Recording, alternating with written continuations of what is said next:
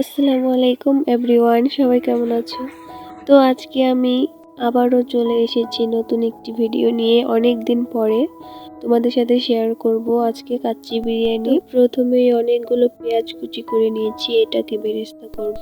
জর্দা রং আর লবণ দিয়ে আলু মাখিয়ে নিয়েছি, আর এখানে মাংস কুচি কুচি করে নিয়েছি, আর হচ্ছে এটা কাঁটা চামচ দিয়ে একদম থেতো করে নিচ্ছি ভেতরে যেন মশলাগুলো ঢোকে।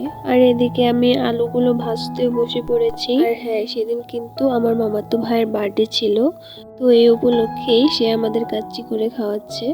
নিজ হাতেই রান্না করবে আর নিজ হাতেই সবকিছু জোগাড় করে নিয়েছে। চিকেনটা প্রায় 1 ঘন্টা ম্যারিনেট করে রাখবে। যা যা মশলা দিয়ে ম্যারিনেট করবে সেগুলো হচ্ছে এখানে দিয়ে দিচ্ছে সব। টক দই, তারপর হচ্ছে tomato sauce, black pepper, white paper, এটা হচ্ছে ব্ল্যাক পেপার দিয়ে দিচ্ছে, সবকিছু একে একে দিয়ে দিচ্ছে। এটা হচ্ছে গরম মশলার গুঁড়া, তারপরে হচ্ছে জিরার গুঁড়ো, তারপরে আদা রসুন বাটা। আর হ্যাঁ, এখানে কিন্তু শানের যে কাচ্চির মশলাটা আছে সেটাও দিয়ে দিয়েছিল, আমি এটাকে রেকর্ড করতে ভুলে গেছি। তারপরে লেবু চিপে দিয়ে দিচ্ছে, আর এটা কিন্তু দিয়ে দিচ্ছে মরিচের গুঁড়ো, এখানে হলুদ ব্যবহার করা হয়নি। তারপরে দিচ্ছে বাদাম বাটা, এখানে 2 ধরনের বাদাম বাটা আছে।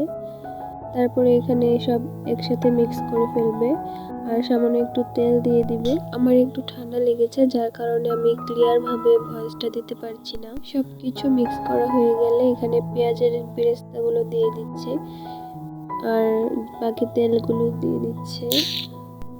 তারপর গোস্ত ভালোভাবে ধুয়ে এখানে দিয়ে দিয়েছে মাখিয়ে। তারপরে আবার পেঁয়াজ বেরেস্তা দিয়ে ভালোভাবে মাখিয়ে নিয়েছে। আর এইদিকে 3 প্যাকেট চাল নিয়ে নিয়েছে, এখানে 3 কেজি চাল, বাসমতি চাল কোহিনুরের। এটা আমরা অনেকক্ষণ ভিজিয়ে রাখবো পানিতে ভালোভাবে ধুয়ে। আমরা অনেক দিন পরে সব কাজিনসরা একসাথে হয়েছিলাম আর অনেক মজা করেছি। অবশ্যই তোমাদের সাথে একদিন ভিডিও শেয়ার করব আমাদের সবার। চিকেনটা ম্যারিনেট হতে হতে এদিকে চাল সিদ্ধ করার জন্য সবকিছু ঠিক করে নিচ্ছে।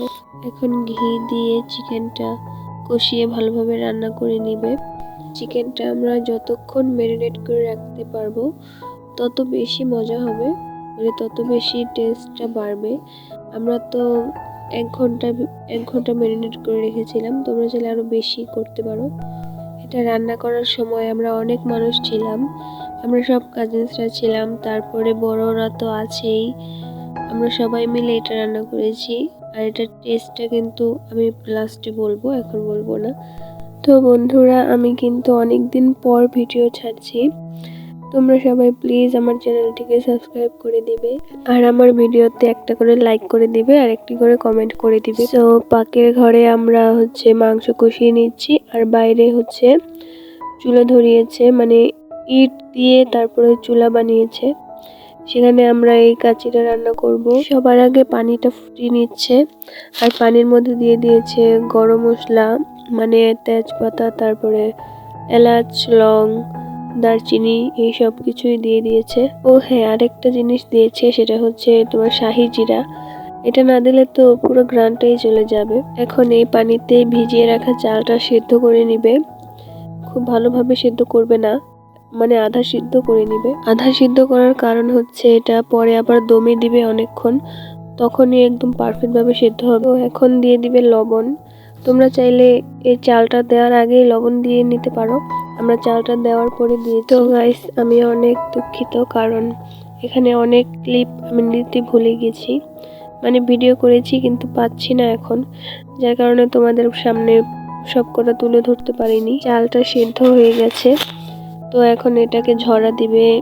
সুতি কাপড় দিয়ে দিয়েছে একটা বোলের ওপর, তারপরে এটাকে খুব ভালোভাবে পানি ছাড়িয়ে নিবে যাতে ঝরঝরা হয়। আমরা একটা জিনিস ভুল করে ফেলেছি, সেটা হচ্ছে আমরা সুতি কাপড় না নিয়ে যদি জর্জেটের কোনো মানে একদম পাতলা কাপড় জাতীয় নিতাম, তাহলে হয়তো তাড়াতাড়ি পানিটা নিচে পড়ে যেত। আমরা সুতি কাপড় আগেই নিয়ে নিয়েছি, যার কারণে আমাদের একটু দেরি হয়েছে। এই চালগুলো আমরা ফ্যানের নিচে রেখে তারপরে একটু পরপর নেড়ে দিচ্ছিলাম, তাড়াতাড়ি শুকিয়ে গিয়েছে। তো বন্ধুরা, আজকে এই পর্যন্তই, আর এটা হচ্ছে আমাদের ফাইনাল লুক। দেখো তোমরা, আর কেমন হয়েছে অবশ্যই জানাবে কমেন্ট করে। তো সবাই ভালো থাকবে, সুস্থ থাকবে, আবার দেখা হবে নতুন কোনো ভিডিওতে। আল্লাহ হাফেজ।